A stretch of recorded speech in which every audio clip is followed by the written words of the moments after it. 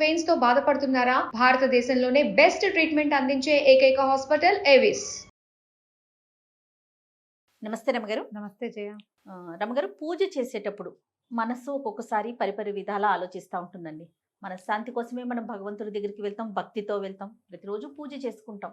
కానీ అక్కడ కూర్చున్నా కూడా మనసు లొంగదండి. ఒక్కొక్కసారి ఏవేవో ఆలోచనలు వెంటనే అనిపించేస్తుంది మనకి, అమ్మో ఏంటి నేను దేవుడి ముందు కూర్చొని ఇట్లా ఆలోచిస్తున్నాను, మనసుని ఎందుకు నేను లగ్నం చేసుకోలేకపోతున్నాను అట్లా అనుకుంటాం కదా. ఎట్లా అండి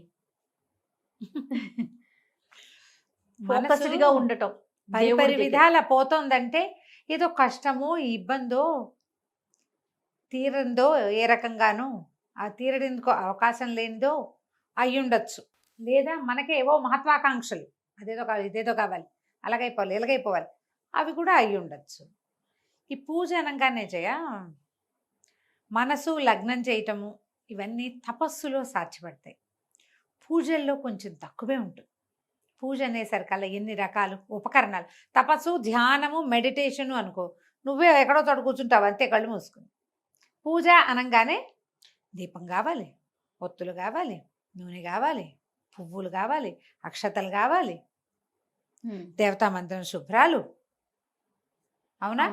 మళ్ళీ పండో ఫలవో పాలో ఏదో నివేదన, శుభ్రం, ధూపం, హారతి, కర్పూరం, తాంబూలం, ఎన్ని రకాలు.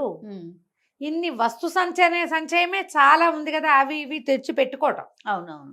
ఇవన్నీ తెచ్చి దగ్గర పెట్టుకున్నాక ఒక్కొక్కటి వినియోగం చేయాలి కదా. ఈ వస్తువులన్నీ వినియోగం చేయాలి. ఈ ఈ క్రమంలో బుద్ధి పరిపరి విధాల పోవటం లోక సహజమైన సంగతి. అదేమిటో మనకే పోతుందని మనం అనుకోకూడదు. అన్నీ పెట్టుకున్నాక అయ్యో కర్పూరం మర్చిపోయాను అని లేచి వెళ్తాం. ఈ 4 వచ్చాక పొయ్యి మీద పాలు గిన్నె వదిలేసామో, లేకపోతే ఇంకోటో గుర్తొస్తాయి. పిల్లాడు ఏడుస్తాడు, ఎవరో పిలుస్తారు, ఫోన్ వస్తుంది, కాలింగ్ వెళ్ళిపోతుంది, మనిషి వస్తారు. ఇన్ని రకాలు ఉన్నప్పుడు డైవర్షన్స్ సహజమైన సంగతే కదా. అయితే ఇంకా మనం ఏదైనా స్తోత్రం చదువుతున్నప్పుడు కూడా మనకి డైవర్షన్ వస్తుంది. ఒక్కోసారి అన్నీ ఏర్పరచుకుని కూర్చున్నాక ఆవలింతలు వస్తాయి. ఏదైనా చదువుతూ ఉంటే ఆవలింతలు రావు, వస్తాయి. పూజ మధ్యలో ఆవలింతలు వస్తాయి. ఏవేవో ఆలోచనలు వస్తుంటాయి. ఇక్కడ ఇట్లా చేస్తూనే ఉంటాం అని ఎక్కడో బ్రెయిన్ వెళ్తూ ఉంటుంది. అంత పెద్ద తప్పు కాదు చేయాలి, ఒక మాదిరిగా తప్పు అంతే. దీనికి పద్ధతి ఏం చెప్తారంటే, దీపారాధన చేయండి మొదట. వీళ్ళు జనం ఏం చేస్తారంటే మొత్తం సామాగ్రి అక్కడ చేర్చుకుని స్తోత్రాలన్నీ చదువుకుని దీపాలు పెడతారు. విధానం ఏమిటంటే, మీరు శుభ్రం చేసుకోవటము అన్నీ చేస్తారా, మిగిలిన వస్తువులు ఉన్నా లేకపోయినా తోలుత దీపం పెట్టేయండి. వంట చేసుకుంటూ స్తోత్రాలు చేసుకుని పూజ దగ్గరకు వస్తారు కొంతమంది, నేను కూడా చేస్తా అదే పని. దీపం పెట్టి స్తోత్రం చేయండి. దీపారాధన చేసిన తర్వాత చేస్తే మీకు 70% శ్రద్ధ ఉన్నట్టే.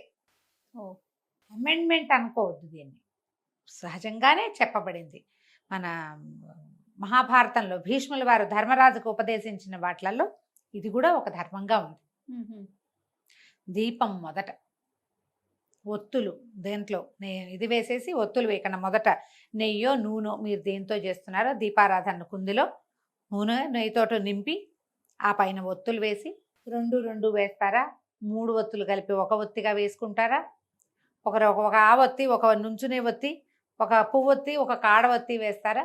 అవన్నీ మీ ఇళ్లలో ఉండే విధానాలు మీకు అలవాటైనవి. లోక సహజంగా చెప్పబడింది సాధ్యం త్రివర్తి సంయుక్తం అని. సాధ్యం అంటే నెయ్యి పోసి మొదట దాని మీద త్రివర్తి 3 ఒత్తులు, బ్రహ్మ విష్ణు మహేశ్వరులకి ప్రతీకలు అనమాట. 3 ఒత్తులు కలిపి వేసి, ఒక్కొక్క ఇంట్లో 2 జ్యోతులు ఉండాలని లెక్క. మా వాళ్ళకి 2 జ్యోతులు ఉండాలి. అందుకని నేను 2 ఒత్తులేమో అడ్డంగాను, 1 ఒత్తి నిలువుగాను వేస్తాను. ఎవరి పద్ధతులు వాళ్ళవి. మీ ఇళ్లలో ఏది ఉంటే అది. దీపం పెట్టి ఆమెన మీరు అన్ని వస్తువులు జాగ్రత్తగా ఏర్పరచుకోండి. వంట చేసుకోండి, వంట చేస్తూ స్తోత్రం చదువుకోండి. దేవుడి దగ్గర కూర్చున్నాక మీ మనసు పరిపరి విధాల పోతూ ఉంటుంది. మధ్య మధ్యలో మనసుని కొంచెం మందలించి ఇందులోకి తీసుకురండి. స్తోత్రం ఆపేసి ఆలోచిస్తే వేరే కథ. స్తోత్రం నడుస్తూ ఉండి ఆలోచిస్తున్నప్పుడు పర్వాలేదు, కొంచెం ఆవలింతలు వస్తే చెవి ముట్టుకోండి. కుడి చెవిలోనట దేవతలందరూ కొలువై ఉంటారని ఆవలింతలు వస్తే ఈ చెవి ముట్టుకుంటే ఆ దోషం పోతుందని చెప్తారు. కుడి చెవి ముట్టుకోవాలి.